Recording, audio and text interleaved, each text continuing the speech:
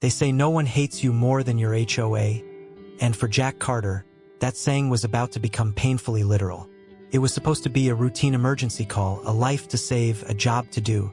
But as Jack's ambulance screeched to a halt at the gates of Willow Creek, a gated community infamous for its draconian HOA rules, he had no idea he was about to face off against Greg Thompson, a man who took his job as HOA security guard way too seriously. What happened next would leave one man dead, a paramedic tasered, and an entire neighborhood questioning just how far they'd let their HOA go in the name of order. Jack had been a paramedic for over 2 decades. He'd seen it all: car crashes, heart attacks, even the occasional bizarre accident involving farm animals. Don't ask. But nothing could have prepared him for Greg. As Jack pulled up to the gate, lights flashing and sirens wailing, Greg stepped into the road like he was auditioning for a role in Die Hard. Clipboard in one hand, taser holstered on his hip, Greg radiated the kind of misplaced confidence only someone with zero actual authority could muster. Jack rolled down his window and leaned out. "I'm responding to an emergency," he said, his tone clipped but professional. "Open the gate." Greg didn't move. Instead, he adjusted his belt and squinted at Jack like he was trying to decide if this was some kind of elaborate prank. "Do you have authorization?" he asked. Jack blinked. "Authorization? I'm a paramedic responding to a 911 call. Someone's life is at stake." Greg crossed his arms and smirked. A smirk so infuriating it could probably be classified as a crime in some states. "This is private property," he said. "No authorization, no entry." Jack felt his blood pressure spike. "Listen," he said through gritted teeth. "If I don't get through that gate right now, someone could die." But Greg wasn't budging. Instead, he reached for his taser and held it up like it was Excalibur. "Step back," he barked.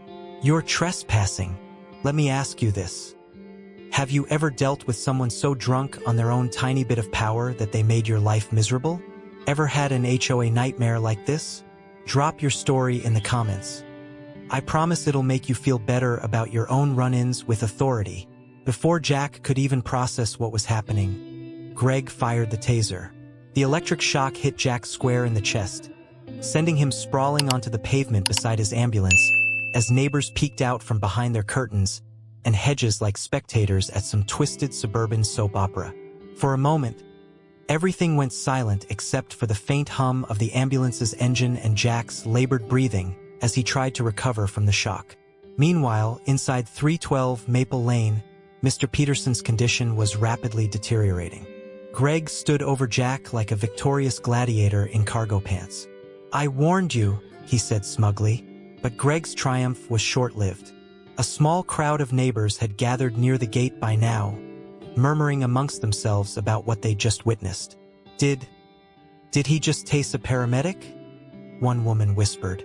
"I think so," her husband replied, pulling out his phone to record what was happening.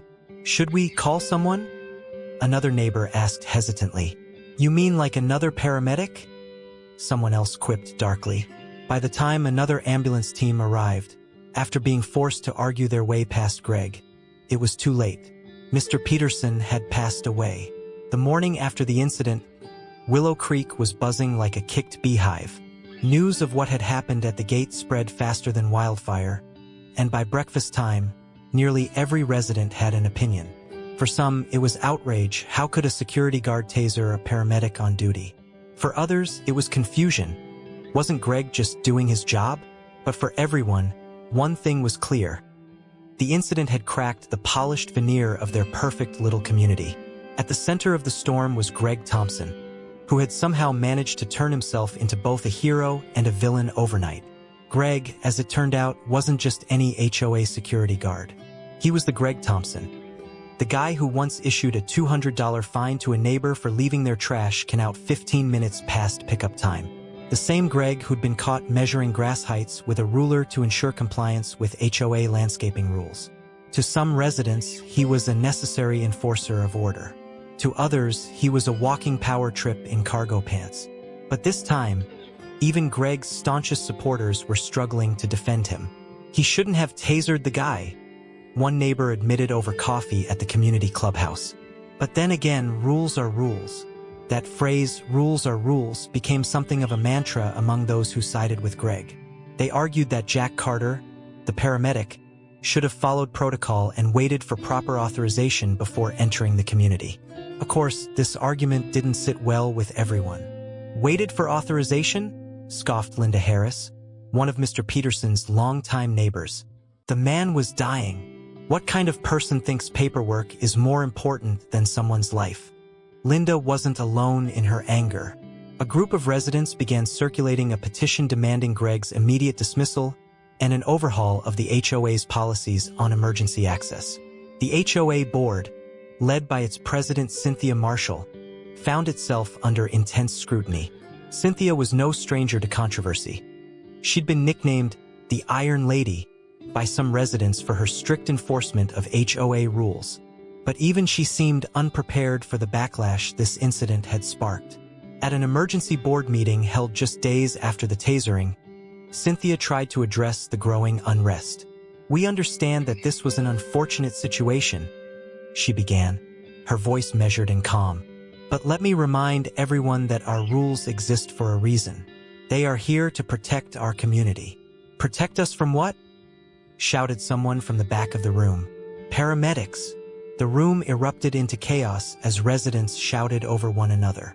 Some demanded accountability from Greg and Cynthia. Others defended their actions as necessary to maintain order in Willow Creek.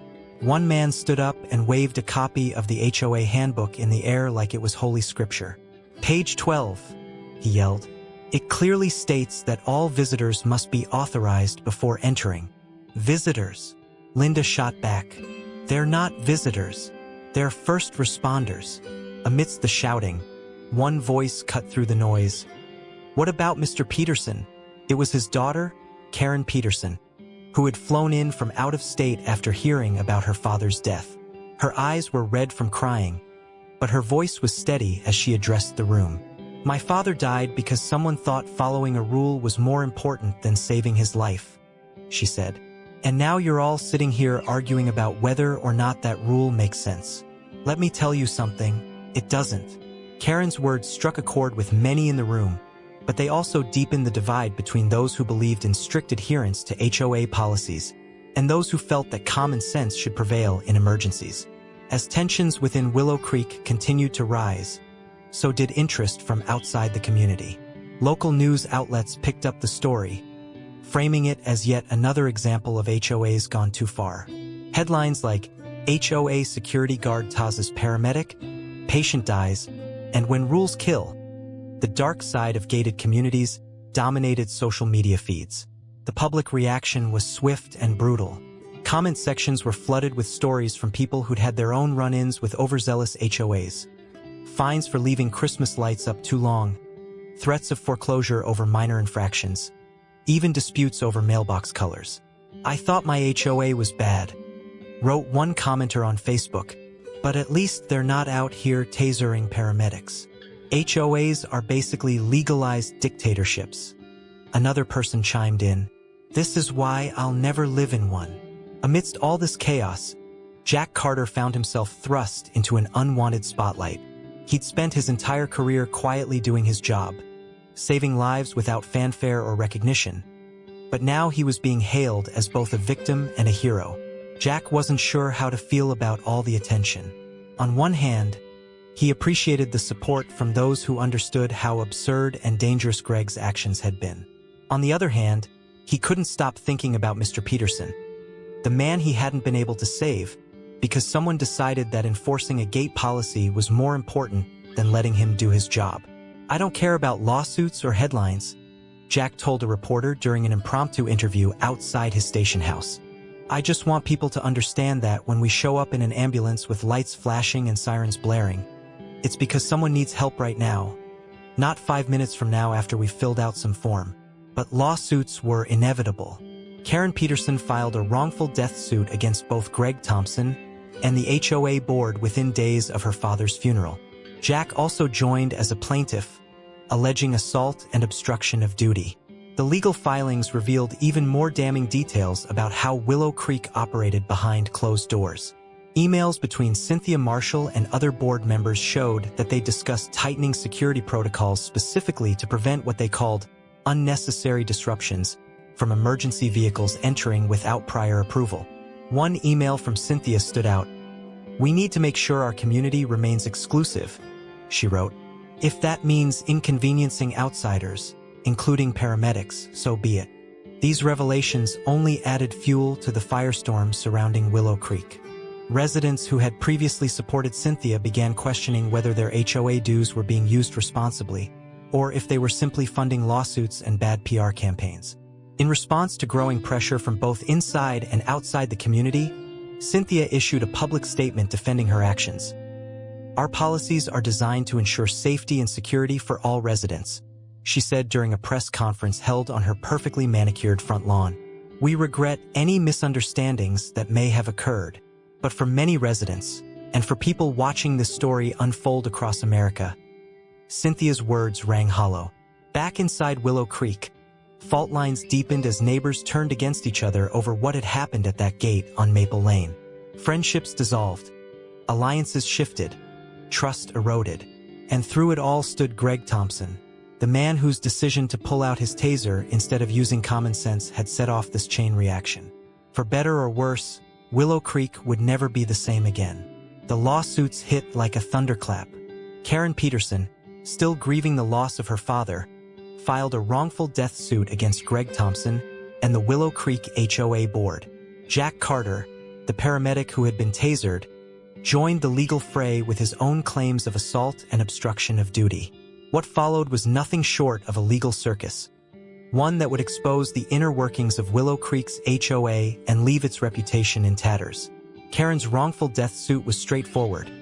She alleged that her father's death was a direct result of Greg's actions and the HOA's policies. Her legal team wasted no time digging into the HOA's rulebook, meeting minutes, and internal communications. What they found was damning. The HOA's policies on emergency access were vague at best and outright obstructive at worst.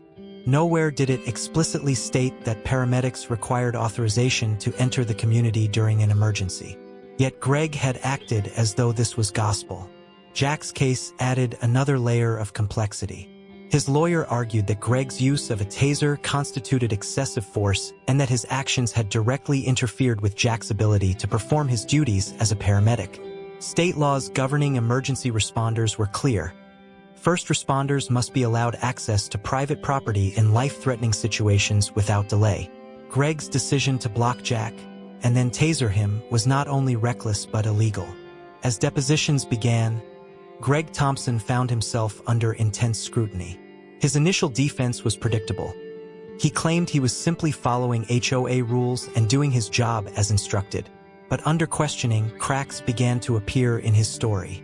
"Did you receive any formal training for your role as a security guard?"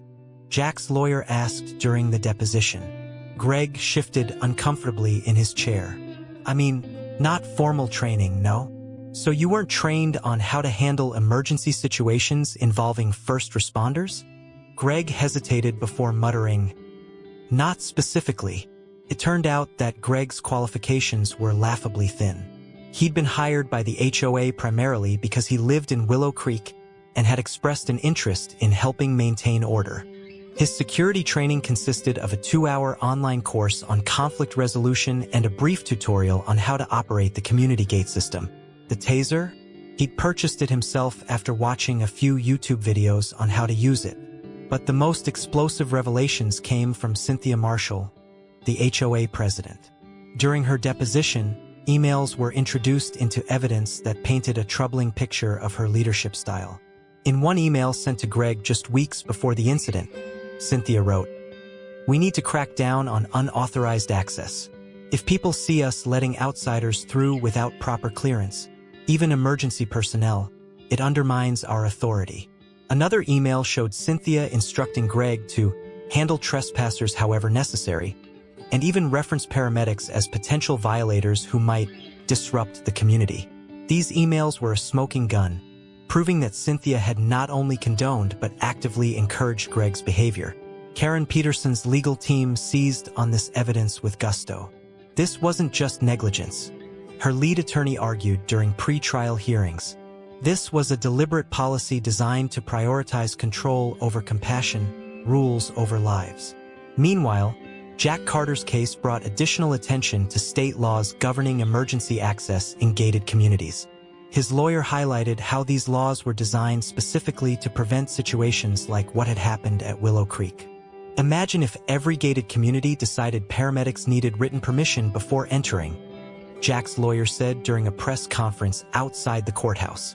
How many lives would be lost because someone thought their gate code was more important than saving a life? The public response was overwhelming. People across the country shared their own horror stories about HOAs, fines for trivial infractions, threats of foreclosure over minor disputes, and instances where HOAs seemed more interested in power than community welfare. I used to think my HOA was bad because they fined me for having my Christmas lights up too long. One man wrote on social media, but this is next-level insanity. I hope they sue them into oblivion, another commenter said bluntly. Inside Willow Creek, residents who had once supported Cynthia Marshall began turning against her en masse. Some called for her resignation. Others demanded an overhaul of the HOA entirely. At an emergency town hall meeting held in the community clubhouse, tensions reached a boiling point. "This isn't what I signed up for when I moved here," one resident said angrily.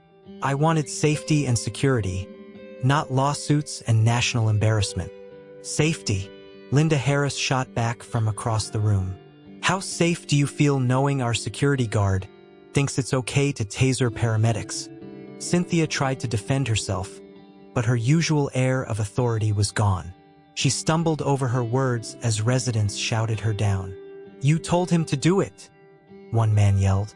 "That email proves it," another woman added. By the end of the meeting, Cynthia looked defeated. She promised to cooperate fully with the ongoing lawsuits but refused to step down as HOA president, a decision that only fueled further outrage among residents. As the legal battle dragged on, more details emerged about how Willow Creek operated behind closed doors. Financial records showed that a significant portion of HOA dues had been spent on legal fees related to previous disputes, many of them involving Cynthia's aggressive enforcement of rules. One particularly egregious case involved a resident who had been fined $500 for planting flowers that weren't on the approved list provided by the HOA landscaping committee. Another resident had been threatened with eviction for parking his truck in his driveway instead of his garage, a rule Cynthia had personally pushed through despite widespread opposition. These revelations painted a picture of an HOA more concerned with control than community, a theme echoed repeatedly throughout both lawsuits. For Karen Peterson and Jack Carter, however, this wasn't just about exposing corruption or winning damages. It was about accountability. "My father deserved better," Karen said during an emotional press conference outside court one afternoon. "And so does every person who lives in this community." Jack echoed her sentiments. "This isn't just about me or Mr. Peterson. It's about making sure something like this never happens again." As court dates approached, both cases gained national attention, sparking debates about HOA's role in American communities and whether their power should be curbed. For Willow Creek residents, and for anyone watching this story unfold, it was clear that change was inevitable. Whether that change would come through lawsuits or internal reform remained to be seen. But one thing was certain: no one would ever look at their HOA quite the same way again. The courtroom was packed, every seat occupied by a mix of Willow Creek residents, reporters, and curious onlookers. The trial had become a spectacle, the kind of legal drama that seemed ripped straight from a television show. On one side sat Karen Peterson and Jack Carter, their legal teams armed with evidence and a determination to hold Greg Thompson and the HOA accountable. On the other side sat Greg, looking uncomfortable in a suit that didn't quite fit, and Cynthia Marshall, whose confident demeanor had been replaced by a strained expression as she faced mounting pressure. The prosecution wasted no time laying out their case. Karen's attorney began by painting a vivid picture of what had happened that fateful evening. They described how Greg had blocked Jack's ambulance at the gate, how he'd escalated the situation by pulling out his taser, and how those precious lost minutes had cost Mr. Peterson his life. "Ladies and gentlemen," the attorney said, addressing the jury, This isn't just about one man's poor judgment. This is about a culture of control and arrogance fostered by the Willow Creek HOA, a culture that prioritized rules over humanity. They presented evidence that left little room for doubt. There were the emails from Cynthia Marshall instructing Greg to handle trespassers however necessary, even referencing paramedics as potential violators. There was Greg's own testimony during depositions, where he admitted he'd received no formal training on how to handle emergencies. And then there was the body cam footage from responding police officers, which showed Greg tasering Jack without provocation while neighbors begged him to let the paramedic do his job. The footage was played in court, and the room fell silent as everyone watched the events unfold on screen. The jury's faces were a mix of shock and disbelief as they saw Greg fire his taser at Jack, who collapsed to the ground in pain. In the background, voices could be heard pleading with Greg to stop. "Let him through," one neighbor shouted. "He's trying to save someone's life," another cried. But Greg ignored them all, standing over Jack like some self-appointed enforcer of justice. When the video ended, Karen's attorney turned to the jury. "This is what happens when power is given to someone who doesn't understand responsibility," they said. Greg Thompson wasn't protecting this community, he was endangering it. Greg's defense team struggled to counter the overwhelming evidence against him. Their main argument was that Greg had been following orders from Cynthia Marshall and that he believed he was acting in accordance with HOA policies. They tried to shift blame onto Cynthia and the board, portraying Greg as a scapegoat who had been set up to take the fall for systemic failures within Willow Creek's leadership. But this strategy backfired when Cynthia took the stand. Under cross-examination, she tried to downplay her role in what had happened. "I never intended for anyone to get hurt," she said, her voice trembling slightly. "I only wanted our rules to be enforced." Karen's attorney pounced on this statement. "So you admit you instructed Mr. Thompson to enforce rules against emergency responders?" Cynthia hesitated before answering. I didn't mean it like that." "How exactly did you mean it?" the attorney pressed. Cynthia fumbled for words but couldn't provide a satisfactory answer. Her credibility crumbled further when more emails were introduced into evidence. Emails where she referred to paramedics as disruptive and expressed frustration over their presence in Willow Creek. The prosecution also called several residents to testify about their experiences with Cynthia and Greg. One man recounted how he'd been fined $500 for leaving his garage door open for 20 minutes while unloading groceries. Another woman described how she'd been threatened with legal action for planting flowers that weren't on the HOA-approved list. These aren't just isolated incidents, Karen's attorney argued during closing statements. They're part of a pattern of abuse and overreach by an HOA more concerned with control than community. Jack Carter's case added another layer of drama to the trial. His lawyer focused on state laws governing emergency access in gated communities, emphasizing how Greg's actions had violated these laws and put lives at risk. "Paramedics like Jack Carter dedicate their lives to saving others," his attorney said passionately. But on that night, he wasn't just fighting time, he was fighting bureaucracy.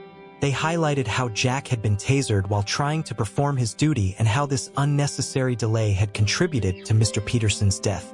The defense tried to argue that Jack should have waited for proper authorization before entering Willow Creek, but this argument fell flat when state statutes were presented in court showing that first responders are legally allowed access to private property during emergencies without prior approval. In their closing arguments, Jack's lawyer didn't hold back. "This isn't about bending rules or cutting corners," they said. "It's about doing what's right, about putting human lives above petty regulations." The jury deliberated for several hours before reaching their verdicts. When they returned to the courtroom, you could hear a pin drop as everyone waited anxiously for the outcome. Greg Thompson was found guilty of assault and obstruction of duty. He was sentenced to community service, ironically at a local hospital, and ordered to pay damages to both Karen Peterson and Jack Carter. The Willow Creek HOA was found liable for negligence and wrongful death due to its policies and lack of oversight. The board was ordered to pay millions in damages to Karen Peterson's family, as well as additional compensation to Jack Carter. Cynthia Marshall resigned from her position as HOA president shortly after the trial concluded, citing personal reasons. But many residents knew the real reason. She'd become a pariah within her own community. For Karen Peterson and Jack Carter, the verdicts brought some measure of closure but not complete healing. Karen still mourned her father every day, while Jack continued his work as a paramedic with a renewed sense of purpose and a lingering sense of frustration over what had happened that night in Willow Creek. As for Willow Creek itself, the once pristine community was left deeply divided by the trial, its reputation tarnished beyond repair. Residents began questioning whether their HOA fees were being used responsibly or if they were simply funding lawsuits and power trips. In the end, the trial wasn't just about justice for Mr. Peterson or accountability for Greg Thompson. It was a wake-up call for everyone involved, a reminder that rules are meant to serve people, not control them, and that sometimes common sense is more important than following orders blindly. For those who lived in Willow Creek or followed the story from afar, one thing became clear. No amount of perfectly trimmed hedges or pristine sidewalks could hide the flaws in a system built on arrogance and control rather than compassion and community values. The fallout from the trial sent shockwaves through Willow Creek, and the aftermath was nothing short of chaos. Greg Thompson, once the self-proclaimed protector of HOA rules and regulations, now found himself humiliated and disgraced. His sentencing to community service at a local hospital was poetic justice, a daily reminder of the lives he had failed to protect. Every morning, he donned scrubs and pushed wheelchairs, his taser days long behind him. Residents whispered about him as he walked through the neighborhood, his once smug demeanor replaced with a hollow stare. But Greg wasn't the only casualty of this debacle. Cynthia Marshall's resignation as HOA president marked the end of an era defined by micromanagement and authoritarian rule. Her departure left a power vacuum that no one seemed eager to fill. The HOA board, once a fortress of control, had crumbled under the weight of lawsuits and public scrutiny. Many board members quietly stepped down, citing personal reasons, but clearly hoping to distance themselves from the mess they had helped create. The remaining residents of Willow Creek were left to pick up the pieces. The community that had once prided itself on its exclusivity and order was now infamous nationwide for its dysfunction. News outlets continued to run stories about the trial, using Willow Creek as a cautionary tale about the dangers of unchecked HOA power. The neighborhood's property values plummeted as potential buyers steered clear, unwilling to risk becoming part of what one real estate agent called the most toxic HOA in America. But amidst the wreckage, some residents saw an opportunity for change. Linda Harris, one of Mr. Peterson's closest friends and a vocal critic of the HOA throughout the trial, spearheaded an effort to dissolve the organization entirely. "We don't need an HOA to tell us how high our grass should be or what color our front doors can be," she said at a community meeting. "What we need is common sense and compassion." The push to dissolve the HOA gained traction quickly. Residents who had once been staunch supporters of Cynthia Marshall's regime now found themselves questioning whether the rules they had so fervently defended were worth the cost, both financially and morally. A vote was held, and by an overwhelming majority, Willow Creek's HOA was officially disbanded. For Jack Carter, life slowly returned to normal, or as normal as it could be after such a traumatic experience. The settlement money he received from the lawsuit was substantial, but Jack didn't see it as a windfall. Instead, he saw it as an opportunity to make a difference. He used part of the funds to establish a nonprofit organization dedicated to training first responders on how to navigate gated communities and other challenging environments. "I don't ever want another paramedic to go through what I went through," Jack said at the nonprofit's launch event. "And I don't want another family to lose someone they love because of bureaucracy or bad policies." Karen Peterson also found ways to channel her grief into action. She became an advocate for reforming HOA laws at the state level, working tirelessly to ensure that no other family would have to endure what hers had gone through. Her efforts led to new legislation requiring all HOAs in the state to adopt clear emergency access policies and provide training for any security personnel they employed. Meanwhile, Willow Creek began its slow journey toward redemption. Without an HOA dictating every aspect of their lives, residents discovered a newfound sense of freedom and responsibility. Neighbors started talking to each other more, solving disputes with conversation instead of fines or threats of legal action. One Saturday morning, Linda Harris organized a community cleanup day. Dozens of residents showed up with rakes, shovels, and trash bags in hand. For the first time in years, people worked together not because they were obligated to but because they wanted to. "This is what a community should be," Linda said as she handed out lemonade to volunteers. "Not rules and regulations, just people looking out for each other." But not everyone embraced the changes with open arms. A small group of former board members grumbled about how things were falling apart without an HOA to keep everyone in line. They pointed out overgrown lawns and mismatched mailboxes as evidence that Willow Creek was losing its identity. "Look at this place," one former board member muttered during a neighborhood barbecue. "It used to be perfect." "Perfect," Linda shot back with a laugh. "Perfect for who? The people handing out fines? I'd take mismatched mailboxes over tasered paramedics any day." As time went on, even the skeptics began to admit that life without an HOA wasn't so bad after all. Sure, there were occasional disagreements. Someone parked their RV on the street for too long. Another person painted their house an eye-popping shade of orange, but these issues seemed trivial compared to what they'd been through. And then there was Greg Thompson's house, a stark reminder of how far things had spiraled out of control. After completing his community service sentence, Greg quietly put his home on the market and moved out of Willow Creek altogether. His departure was met with little fanfare. Most residents were just relieved he was gone. Cynthia Marshall also left town shortly after resigning from her position as HOA president. Rumors swirled about where she'd gone. Some said she'd moved in with family across state lines. Others claimed she'd joined another HOA in a different city under an assumed name. For those who remained in Willow Creek, life went on. But it was different now. The scars from what had happened would never fully heal, but they served as a powerful reminder of what could go wrong when rules were placed above people.